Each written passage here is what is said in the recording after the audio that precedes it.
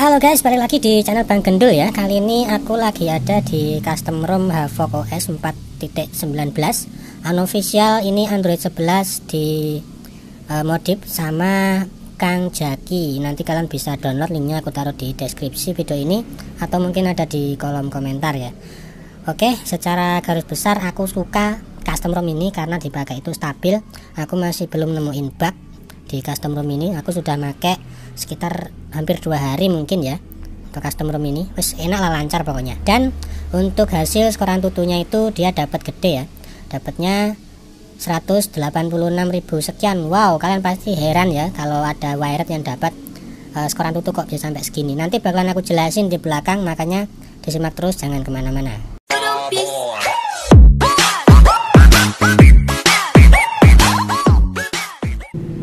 Oke, langsung aja kita bahas satu persatu ya. Yang pertama tentu aja dari atas, network dan internet.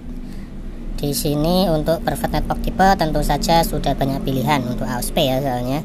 Dan ada 4G calling di sini. Ini mungkin buat ngaktifin 4G-nya dua-duanya gitu atau gimana ya. Gak mudeng juga aku. Kemudian di bagian hotspot dan tethering juga sudah support buat tethering VPN. Ini cocok buat kalian yang suka main gretongan internet ya. Terus kemudian di bawahnya ada configuration center. Di bagian ini aku rasa kalian pasti juga sudah paham. Yang jelas untuk status bar ini menurutku udah tergolong lengkap. Mulai dari jam, logo, terus double tap to sleep. Di status bar kan ada itu. Terus network speed buat nampilin kecepatan internet. Terus icon baterai sama status icon yang ada di bagian sini. Terus munculin notifikasi count atau jumlah jumlah notifikasinya yang muncul ada berapa. Kemudian di bagian quick setting juga gitu. Aku rasa di bagian ini udah gampang banget, kalian pasti paham lah. Terus di bagian lock screen tampilan kayak gini, ada double tap to sleep lagi. Dan untuk double tapnya ini normal semua, aku tes nggak ada masalah. Kemudian ada ambient display. Di bagian sini ada double tap lagi. Dan ini sebaiknya kalian aktifin ya untuk double tap itu biar nggak ada kendala di waktu diaktifin guys. Kemudian button dan navigasi, ada juga swap case buat nuker posisi tombol back sama recent. Terus bawahnya ini aku biarin ya, nggak penting soalnya. Kemudian ada menu gestur, kemudian terus ada menu notifikasi. Tampilan kayak gini, ini udah mentok ya, segini nih. Terus ada baterai saving, ada screen, media. Ini music visualizer ini pulse ya, anggap aja pulse. Nanti kalian bisa atur di sini. Kemudian ada miscellaneous, ada gaming mode, tapi untuk gaming mode ini nggak aku aktifin ya, karena untuk menunya ya ala AOSP seperti biasa, seperti ini doang. Kemudian ada about. Terus next di bawahnya kita cek baterai. Untuk penggunaan baterai menurutku ini lumayan irit guys. Untuk kelas Android 11 ini menurutku lumayan irit ya. Dari tadi aku pakai seharian buat main game, sosial media, nonton YouTube segala macam, ini masih kesisa anggap aja 50% ya. Ini aku makainya tadi dari jam berapa ya, jam 10 apa sekitar jam 10 jam 11 lah mungkin. Tapi aku makainya main game ya sebentar-sebentar aja ya, nggak terlalu lama mainnya. Kemudian untuk display bagian sini juga nggak ada yang aneh. Dan ada tap to wake lagi, kalian bisa aktifin juga di sini guys. Terus untuk sound paling bawah ini sudah ada Mi Sound Enhancer-nya. Terus untuk storage sistem kebaca 11 GB. Kemudian next ada security, sayang banget ya nggak ada face unlock-nya guys, cuman ada pin, fingerprint, app locker sama smart lock. Terus next kita ke menu sistem. Di bagian sini untuk bahasanya tentu aja sudah ada bahasa Indonesia ya, karena ini kan yang modif Kang Jaki, pasti sudah ada lah, dikasih pastinya untuk bahasa Indonesia. Kemudian untuk developer option, Avera G-nya, memorinya itu 2,5 GB penggunaannya standarnya. Jadi kalau misalkan di running services, kalau dipakai ini irit banget. Dan untuk RAM 3 GB aku rasa sangat cocok guys. Kalian bisa pakai custom ROM ini, dipakai enteng, dan aku masih belum nemu bug di custom ROM ini. Dipakai buat main game juga jos. Terus untuk about phone kayak gini ya, ini Android 11, Havoc-nya 419, security patch-nya Juli, terus kernelnya sudah aku ganti, tadinya dia pakai Mystic EOL, dan Linux-nya Enforcing. Oke, sekarang kita bahas soal quick setting. Bagian quick setting ini sebagian besar menu yang unik-unik sudah dikeluarin ya, kayak FPS info, mission enhancer, AOD, kompas, apalagi di situ screen recorder yang sekarang lagi aku pakai. Kemudian di bawah juga masih ada lagi, sebenarnya masih lumayan banyak, tapi ya biarin aja di bawah karena aku nggak butuh. Langsung aja lah kita hidupin hotspot sama wifi secara berbarengan, dan ternyata keduanya masih bisa aktif bareng, nggak crash ya, nggak benturan.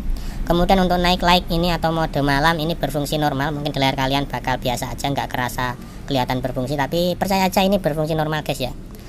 Kemudian untuk di bagian menu panggilan, apakah bisa buat ngerekam obrolan saat kita nelpon, kita cek dulu guys.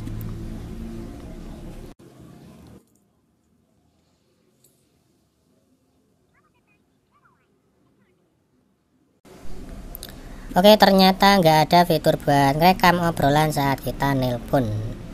Terus untuk recent aplikasinya ada tombol clear di bagian bawah dan bisa di lock juga ya. Aku suka kalau ada recent aplikasi yang bisa ngelock aplikasi ini guys, karena waktu kita close biar dia nggak ikut ketutup ya.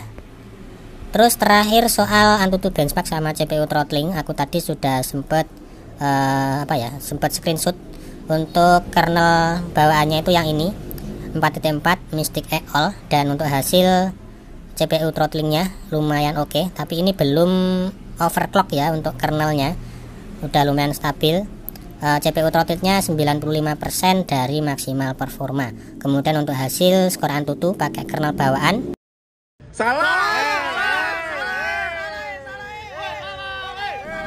Ini dia yang dari kernel bawaannya ya.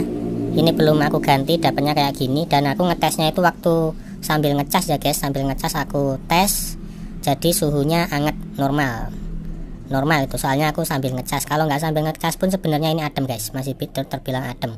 Ini kalau pakai kernel bawaannya ya.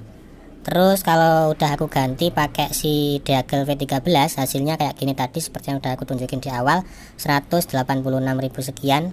Padahal biasanya cuman mentok dapat 165, 166, nggak sampai 170 ya, itu normalnya rata-rata. Tapi kenapa bisa dapat segini? Karena untuk AnTuTu benchmark yang aku pakai ini sudah versi 9. Yang versi 8.7.5 8.5.7 apa? Pokoknya itu versi kepala 8 itu udah nggak bisa aku install guys. Nggak tahu kenapa. Jadi terpaksa pakai yang versi 9 ya. Dapatnya langsung naik drastis kayak gini. Kemudian untuk hasil CPU throttling 91% dari maksimal performa, hasilnya kayak gini. Dan ini oke banget dipakai main game, memang kerasa halus enteng gitu guys. Wait, ada yang kelupaan ya, soal kamera Magis sama Playstore. Nah, untuk kamera ini mulai dari foto, potret, square, panorama tanpa kendala sebenarnya. Ya satu-satunya masalah sih cuman di bagian kamera sound ya. Ini waktu kita disable masih tetap bunyi walaupun bunyinya nggak kenceng.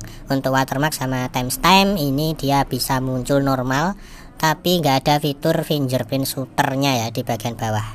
Terus untuk video timelapse sama slow motion itu normal, aku tes tanpa kendala. Tapi di bagian menunya ini nggak ada image stabilization. Untuk video kualitinya sudah 4K dan support 60 fps. Kemudian untuk Magisnya seperti biasa aku masih pakai versi 23.0 karena ini udah menurutku paling stabil. Terus untuk safety netnya di sini sudah tercentang keduanya. Lalu untuk Playstore kita cek dulu di bagian sertifikasinya, dan ternyata ini sudah tersertifikasi. Kalian bisa lihat paling bawah device is certified. Ya mungkin kita aja dulu untuk review kali ini ya. Kalau misalkan kalian punya unek-unek, ada request, pertanyaan, pokoknya apa aja, silakan tulis di kolom komentar. Makasih sudah nonton video ini, kasih like kalau suka, dislike kalau kalian tega. Bang Gendut pamit undur diri dan kita bakal ketemu lagi di next video. See you, bye bye.